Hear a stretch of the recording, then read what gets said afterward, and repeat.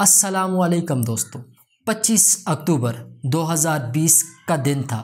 Doctor نے مریض کا بازو سیدھا کیا اور مایوسی سے سر ہلا دیا۔ بیٹے نے آہستہ آواز سے پوچھا، کیا کوئی چانس نہیں؟ ڈاکٹر نے جواب دیا کہ سر اب نہیں، ہمیں وینٹیلیٹر بند کرنا ہوگا۔ بیٹے نے مایوسی کے ساتھ سر نیچے کیا اور آہستہ آہستہ کمرے سے باہر چلا گیا۔ مریض مئی 2014 سے کومے میں تھا۔ مریض کی کہانی 1940 سے شروع ہوئی تھی۔ اس کے والد صاحب نے جنوبی کوریا کے شہر ٹائگو میں ایک چھوٹی سی کمپنی بنائی۔ کوریا زبان میں 3 ستاروں کو سام سنگ کہتے ہیں۔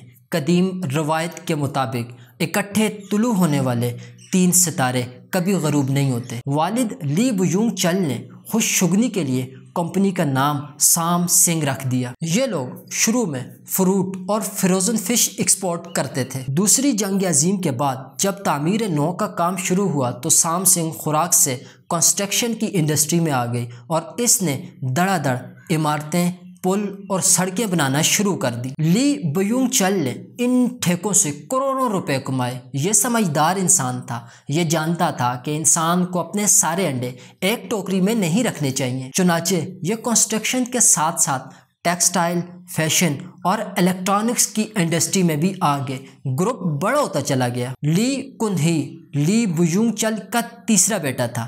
یہ کن ذہن اور سست مزاج لڑکا تھا۔ اس کا پڑھائی میں دل نہیں لگتا تھا، لیکن پھر بھی اس کے والد اس کو پڑھانا چاہتے تھے۔ لی کن ہی نے وسیڈا یونیورسٹی سے اکنامکس کی ڈگری لی اور بزنس میں اعلیٰ تعلیم حاصل کرنے کے لیے جارج واشنگٹن یونیورسٹی امریکہ میں داخلہ لے لیا۔ جارج واشنگٹن کا دور لی کی زندگی کا فضول اور ناقابل بیان زمانہ تھا۔ یہ اپنی پڑھائی تک مکمل نہ کر سکا اور والد نے اسے بلا کر کنسٹرکشن اور ٹریڈنگ کے کام میں لگا دیا۔ یہ گرتے پڑتے کام کرتا رہا، لیکن اس کے والد اس کی کارکردگی سے بالکل بھی مطمئن نہیں تھے۔ ان کا خیال تھا کہ یہ پوری کمپنی کو ڈبو دے گا۔ والد 1987 میں انتقال کر گئے۔ مجبوراً لی کو کمپنی سنبھالنی پڑ گئی۔ اس وقت کمپنی 34 مختلف شعبوں میں کام کر رہی تھی۔ لی کے لیے اگلے 5 سال بہت زیادہ مشکل تھے۔ یہ ایک دفتر سے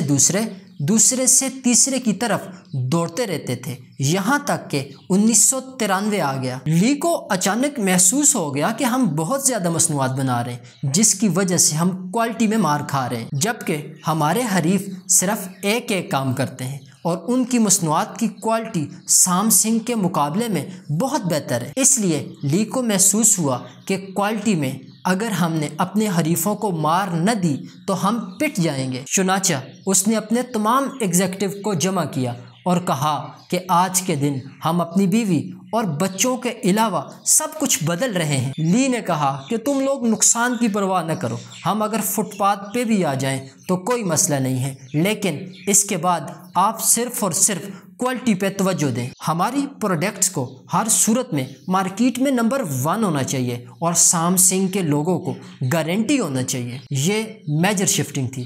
کمپنی کے سمجھدار لوگوں نے انہیں بہت سمجھانے کی کوشش کی، لیکن وہ اپنے موقف پہ ڈٹے رہے۔ وہ ہر قسم کا نقصان برداشت کرنے کے لیے بھی تیار تھے۔ ایگزیکٹوز نے ہار مان لی اور وہ تعداد کے بجائے معیار پہ چلے گئے۔ شروع کے سال بہت زیادہ مشکل تھے۔ کمپنی کے گودام کباڑ خانہ بن گئے تھے اور مارکیٹ میں سام سنگ کا انبار لگ گیا تھا۔ لوگ اس کے سائن بورڈ کے قریب سے بھی نہیں گزرتے تھے، حتیٰ کہ ڈسٹریبیوٹرز تک بھاگ گئے تھے، لیکن یہ پیچھے نہیں ہٹے۔ 1995 میں ایک طرف کمپنی کا بیڑا غرق ہو گیا اور دوسری طرف لی پر جنوبی کوریا کے صدر روح تائیو کو $30 ملین رشوت دینے کا الزام لگ گیا۔ یہ اب ساتھ ساتھ تفتیش، انکوائریاں اور مقدمات کا سامنا بھی کرنے لگے۔ وہ دور لی کے لیے بہت مشکل تھا، لیکن اس دور نے لی کو پگھلا کر کندن بنا دیا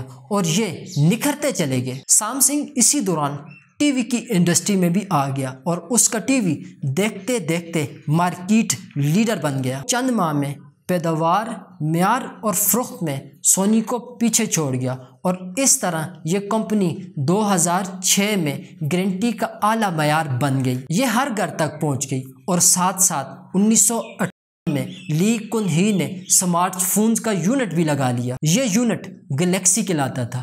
گلیکسی مارکیٹ میں آیا تو اس نے کشتے کے پشتے لگا دیے۔ یہ بھی دیکھتے دیکھتے عالمی برانڈ بن گیا اور اس طرح سامسنگ $350 بلین کی کمپنی بن گئی۔ لی کن ہی کو فوربس نے 2014 کے 100 بااثر ترین لوگوں کی لسٹ میں بھی شامل کر لیا اور یہ کوریا کا امیر ترین شخص بھی بن گیا۔ یہ اسٹیٹ سے بھی زیادہ امیر ہو گیا۔ لی کن ہی کی کامیابی کا پہلا ستون ٹیکنالوجی تھا اور اس کی کمپنی کا R&D بہت مضبوط ہے۔ اس نے اعلیٰ ترین ہارڈ ویئر اور سافٹ ویئر انجینئر بھرتی کر رکھے، جس کی وجہ سے یہ گروپ پچھلے 10 سالوں سے مارکیٹ کو لیڈ کر رہا ہے۔ دوسرا، یہ گروپ معیار پہ کمپرومائز نہیں کرتا۔ اس کی کوئی پروڈکٹس بھی اٹھا کے دیکھ لیں، سائز سے لے کے پیکنگ تک آپ کو حیران کر دے گا۔ تیسرا، لی کن ہی خرید و فروخت کا ایکسپرٹ تھا۔ یہ راستے کی ہر رکاوٹ کو خرید کر یا گرا کر آگے نکل جاتا تھا۔ یہ جنوبی کوریا کا قوانین تک بدل دیتا تھا۔ یہ اپنی مرضی کی حکومتیں بھی لے آتا تھا اور اعلیٰ عدالتوں کے جج بھی بدل دیتا تھا۔ چنانچہ یہ اسٹیٹ کے اندر اسٹیٹ بن گیا اور یہ اسٹیٹ اصل اسٹیٹ کے مقابلے میں بہت بڑی اور مضبوط تھی۔ آپ جنوبی کوریا کی تاریخ اٹھا کے دیکھ لیں، ہر سیاسی اتار چڑھاؤ کے پیچھے آپ کو سامسنگ اور لی کن ہی ملے گا۔ یہ درجنوں دفعہ انکوائریوں، تفتیشوں اور مقدمات کا ہدف بنا۔ اس پر صدروں کو رشوت دینے کا الزام بھی لگا اور اسے سیاسی خرید و فروخت کا بیوپاری بھی کہا گیا۔ 2008 میں اس پر ٹیکس چوری کے الزامات ثابت ہوئے، اسے سزا بھی ہوئی، لیکن اس نے پیسوں سے عدالتوں، حکومتوں کو خرید کر اپنی سزا کو معاف کروا دیا۔ یہ پورے جنوبی کوریا میں بدنام تھا، مگر اسے کوئی پریشانی نہیں تھی، اسے کوئی خوف نہیں تھا۔ یہ ہر میدان میں ڈٹا رہتا تھا۔ یہ خود اپنے منہ سے کہتا تھا کہ اگر آپ دولت سے اپنے لیے آسانیاں نہیں خرید سکتے ہو تو آپ کے دولت مند ہونے کا کوئی فائدہ نہیں ہے۔ چنانچہ یہ اپنے سامنے ہر موجود شخص کو خرید لیتا تھا اور اس کے خریدنے کی یہ عادت اتنی پختہ ہو چکی تھی کہ اس نے اپنی آخری زندگی میں سانسیں بھی خریدنے کی کوشش کی۔ چیئرمین لی کن ہی کو 2014 میں ہارٹ اٹیک ہوا، یہ کومے میں چلا گیا۔ اس کی وصیت کے مطابق اسے وینٹیلیٹر پہ شفٹ کر دیا گیا اور اس کے علاج کے لیے نئی ادویات بنانے کا کام بھی شروع کر دیا گیا۔ سامسنگ نے درجنوں ریسرچ اداروں کو فنڈنگ کی، بڑے بڑے ڈاکٹروں کو بندوبست کیا اور قیمتی سے قیمتی ادویات بنائی گئی، لیکن لی کن ہی کومے سے باہر نہ آ سکا۔ اس کے بیٹے نے کمپنی سنبھال لی اور اس کے بیٹے کی یہ خواہش تھی کہ یہ اپنے والد کو ایک دفعہ اپنے پاؤں پہ کھڑا ہوتا ہوا دیکھنا چاہتا تھا۔ اس کی شدید خواہش تھی کہ یہ ایک دفعہ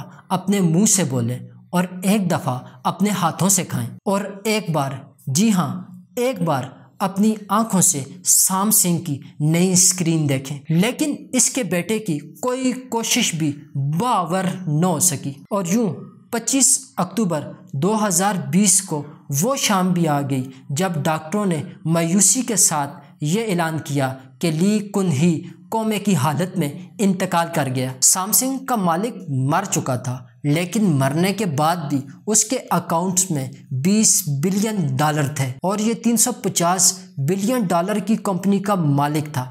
$350 بلین کی کمپنی اور $20 بلین بھی اسے موت سے نہیں بچا سکے، اس کے لیے سانس خرید کے نہیں لا سکے۔ مسافر بیماری کے 6 سال کی نیند کے بعد آخری سفر پر روانہ ہو گیا۔ لی کن ہی کی موت نے ایک دفعہ پھر یہ ثابت کیا ہے کہ انسان دنیا میں پیسے سے سب کچھ خرید سکتا ہے، لیکن یہ کتنا بڑا بیوپاری کیوں نہ ہو، کتنے ہی پیسے والا کیوں نہ ہو، یہ اپنے لیے ایک سانس تک خرید نہیں سکتا۔ اسے قدرت کے سامنے، موت کے سامنے ہارنا پڑتا ہے۔ کہتے ہیں کہ اگر انسان پیسے سے زندگی خرید سکتا تو آج ہم فرعون اور نمرود کی خدائی میں سانس لے رہے ہوتے۔ موت وہ امر ہے جس کے ذریعے اللہ یہ پیغام دیتے ہیں کہ جاؤ، دنیا میں جتنا بھاگ سکتے ہو بھاگو، لیکن واپس تم نے میری طرف ہی آنا ہے۔ اس سے پہلے بھی نہ میں نے کسی کو کائنات کے کسی کونے میں چھپنے دیا ہے اور نہ ہی میں چھپنے دیتا ہوں۔ تاریخ انسانی خداؤں کا قبرستان ہے۔ اگر آپ اس قبرستان میں جھانک کے دیکھیں تو آپ کو ہر قبر میں ایسا شخص نظر آئے گا جو خود کو ناقابل شکست بھی سمجھتا تھا اور خود کو بہت زیادہ مضبوط بھی۔ اس موت سے امیر تیمور اور ہٹلر جیسے لوگوں نے بھی شکست کھائی ہے اور دنیا سے خالی ہاتھ گئے ہیں، لیکن ہم ہیں، سب کچھ ہمارے سامنے ہے، لیکن پھر بھی اس قبرستان میں ہم میں کی آوازیں لگائی رکھتے ہیں۔ یاد رکھیں کہ مٹی کی مٹھی ہیں، اس لیے مٹی بن کے رہیں۔ دنیا میں خدا بننے کی کوشش نہ کریں، کیونکہ خدا کسی کو سدا خدا بننے نہیں دیتا۔ آج کی ویڈیو میں اتنا ہی۔ ویڈیو اگر اچھی لگی ہو اسے لائک اور شیئر لازمی کریں۔ اگر آپ چینل پر نئے ہیں تو چینل کو لازمی سبسکرائب کریں۔ اپنا خیال رکھیں، اپنوں سے زیادہ دوسروں کا خیال رکھیں۔ انشاءاللہ زندگی نے وفا کی تو نئی ویڈیو میں آپ سے ملاقات ہوگی۔ تب تک کے لیے اپنے بھائی کو دیں اجازت۔ اللہ حافظ۔ السلام علیکم۔